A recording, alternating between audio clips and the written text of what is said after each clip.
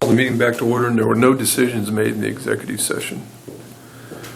And did you have anything else, Leslie? I don't believe I do. Okay. I don't have Scott, anything. okay. Got any old business? Nope. Good morning, Cody. Good morning. Amanda? How you doing? Good.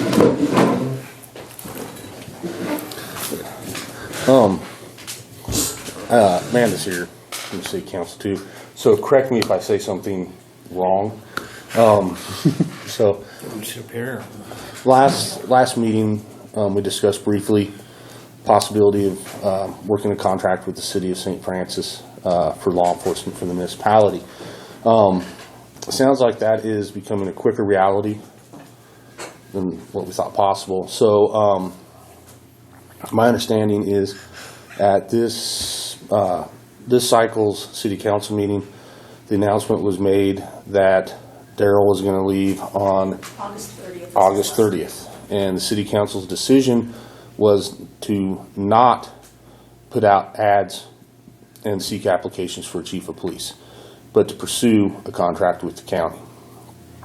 So right now, the stage that we're in is I kind of made a survey thing that I need to get to all the city councilmen, get an idea of what they would expect and what they would want, because it's hard to give them a dollar figure of what it would take to do those things without knowing exactly what they want and communicate how they want. Have you guys had some discussions along those lines? How many hours or officers or? Just, it was very brief Monday night, and like I said, Cody was going to get us some different scenarios or figures or the survey to where we can kind of pan out what we want. And I think that's the best way to do it is to communicate exactly what they want. You know, school time hours, how many hours in the evening. Do they want dedicated officer that's going to stay in town and not leave town? Things like that. That's going to drastically change the cost of doing things. The goal in all of this is to not increase the burden on the county's budget while also providing a cost-effective solution to the city to provide law enforcement within the city limits and on their city ordinances and things like that. So that's kind of the goal we're going with. We're going to be working close together, trying to figure out exactly what it is that they expect from us. And then, of course, that involves county attorney stuff, getting a contract made that both parties like and agree to, and that is realistic. I don't want to enter into a contract that is not realistic. We all know how emergency services work. We know how scenarios play out, things play out. We want one that's going to be realistic, that protects the citizens of St. Francis, but also lets us do our primary job, which is the citizens of the county, the courts, things like that. We have to remember, you know, we have a job statutorily and constitutionally that we have to do, and we have to remember that always comes first. Can you enter into a temporary one to, say for 2 months or a month till being out so quick? Yeah, we could. I mean, basically what it comes down to is we're not going to leave the city of St. Francis in the dark. Yeah, that would be extremely hard. Yeah, I just think it's best to say while we're negotiating, we're not going to, and we would never ignore the city of St. Francis on 911 calls and You calls never of have in service. the past. We never have in the past. We have a history of doing that. So I don't think the citizens of St. Francis have anything to worry about that way. What it gets into is the municipal ordinances, enforcement of their own ordinances, their own laws, resolutions, things like that. That include the loose dogs, things like that. Those are the things that might fall through the crack a little. But one of the things that we talked about was maintaining or hiring employees who are already employed by the St. Francis Police Department over to work for us. In that discussion, I told him that I would be more than happy to hire an officer, because no matter what scenario we go with, we're going to need that officer. I did offer that as a condition to us, that we would hire him on like we would any other county employee, 90-day probation, so forth. But I did not need the office help, which I think they've found a place. Can I say that? Yeah. Yeah, found a place where we won't need to worry about that anyways. That officer has come over and talked to me about it. Obviously he's worried. He woke up that morning and found out things are going to go that way. That will be something that we kind of need to discuss, and I was kind of hoping to pick you guys' brain on that today.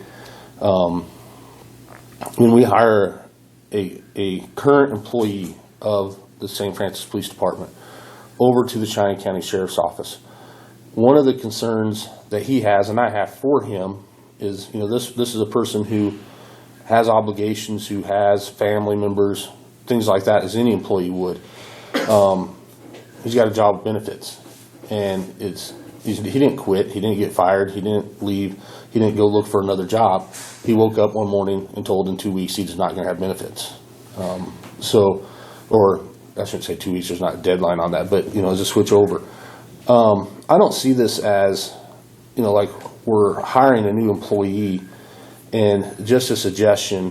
We want to put him on the standard employee probation period. But is there something we could do to help them expedite the benefit process? So we're taking over. We're not hiring a new employee. We're taking over. It's just like a merger of a company. AT&T buys out Bob's Telephone, and they merge those employees in with theirs. And it's nothing we have to answer today, but it's something that I'm planting the seed for thoughts and discussion of how we could do that. Because obviously he can't work for two departments at the same time. Yes. Don't they have some that when you leave somewhere, It's Cobra, but it still costs him Right. out of pocket. And what's the waiting? 60 days. 60-day waiting period. Yeah. So we're talking of a possibility of a month somewhere in that area of him not having anything. And he's got, a newborn, another child. Why couldn't that be negotiated as a part of the contract with the city? It could. That's what I'm here Whereby, picking brains. something was arranged and that insurance coverage was a part of the transition process. Because I think if you just give it to him, you're going to set a precedence that's going to Yeah. backfire on you down the Yeah. road. That'd be a good question for the city. Would they be willing to go ahead and maintain?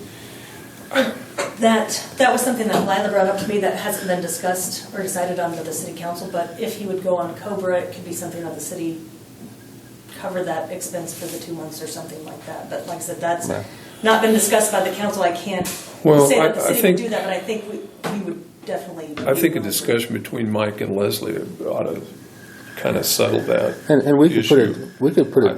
I would think.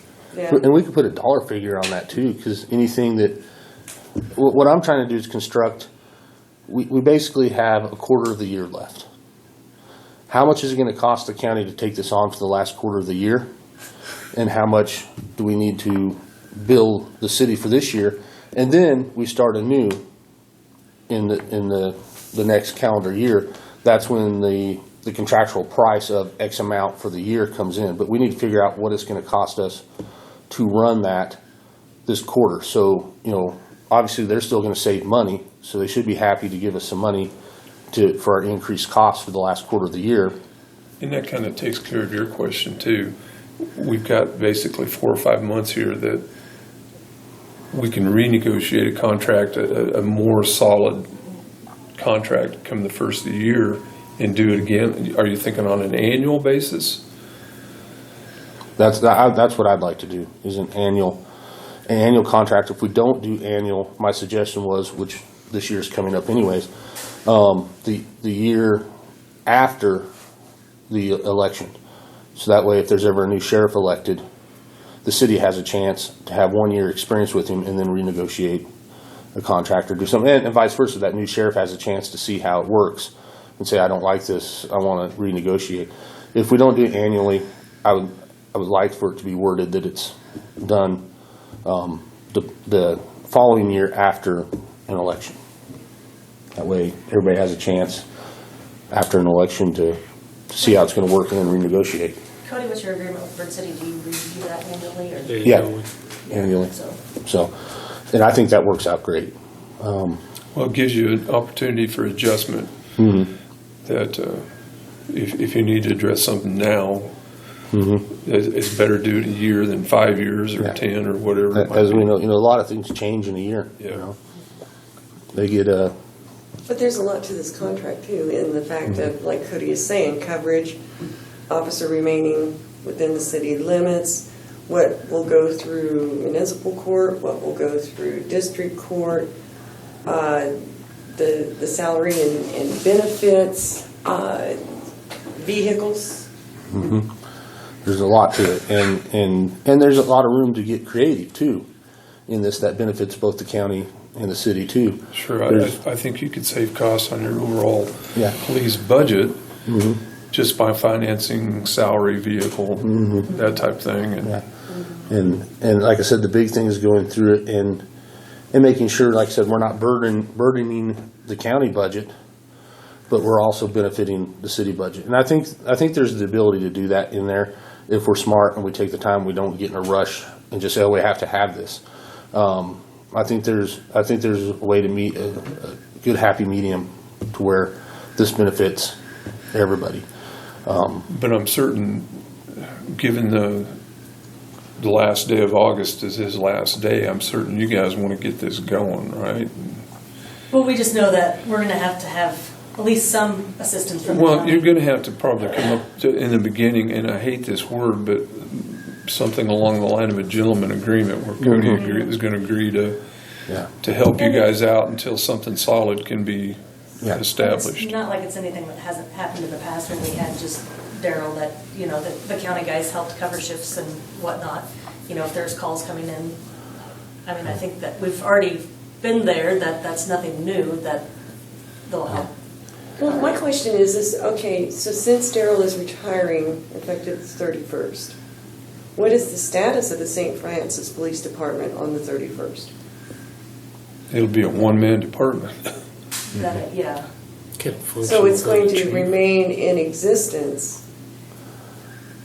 Until But until we can get a contract made, even if it's, I guess what has been conveyed to the employees? Because the office staff, I think you mentioned that you've already found a position.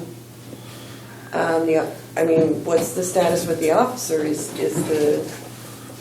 Is everything being cut off on the 31st, or is that continuing, or what is the city doing in this interim because of such short notice? And we're just looking at the possibility of contracting with the county, so I guess nothing's terminated. It's not like the 2 employees are done on the 31st and they don't have a job. It's just, this is the route we're looking at pursuing, giving them a heads up that. So, okay.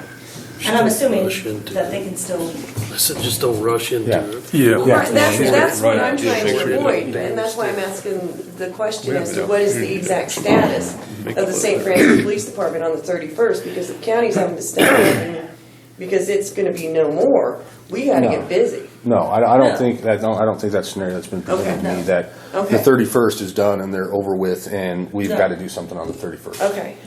no. But Is there any way of talking them into staying 2 more weeks at least? I doubt it. But when you put in your retirement date, you want to retire. So, and I'm not worried so much about the actual coverage. I'm worried about the technical part of it.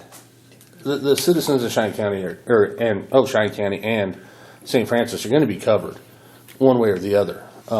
If Jonathan starts working or stays on his shift and works his shift as a St. Francis Police Department officer as we're finishing this up, there's no rule that says that, a lot of departments lose their chief. It's an everyday occurrence. A department can operate and function for a short amount of time without that. The mayor and city council are probably going to have to be more involved in the day-to-day operations of it. But it can still function. He's still going to do the same job he did yesterday as he does on the 31st. We'll just be filling in the gaps more. And Cody's already saddled with the obligation. He's got the city whether he wants it or not anyway. Yeah. So, it's just a matter of, like I said, taking the time and getting it right. And we've been down this road before. We've talked about it. There was different members on city council at the time, so this is kind of new ground for some of them, but we've been through the talks and stuff before. So I think they should go smoothly. It's just making sure that we think of all the contingencies and that we make a plan for those contingencies. And we're already working on some of the technical questions and sides, like the ORI numbers, things like that. How would we manage those, transfer those? Would we keep a St. Francis PD ORI number, which I think we would need to for the municipal charges and their city ordinances, so we'd have to keep a St. Francis ORI number. Some of those technicalities, we've researched once before, and we're researching again to make sure that there hasn't been case law that's changed that, or any statute changes that have changed that since it was about 5 years ago or so, or 6 years ago when we looked at this once before. One of the things that make city versus county kind of unique is municipal laws. Mm-hmm. Cody can't really enforce the municipal side of it, nor can he run cases through the municipal court the same way that the police department is doing it now. Yeah. We'd have to have part of the contract would be a memorandum of understanding to allow us to do that. Right. But when you're talking about municipal fines and cost, the majority of that money will stay here. Mm-hmm. When you file it in district court, the majority of the money is going to go to state.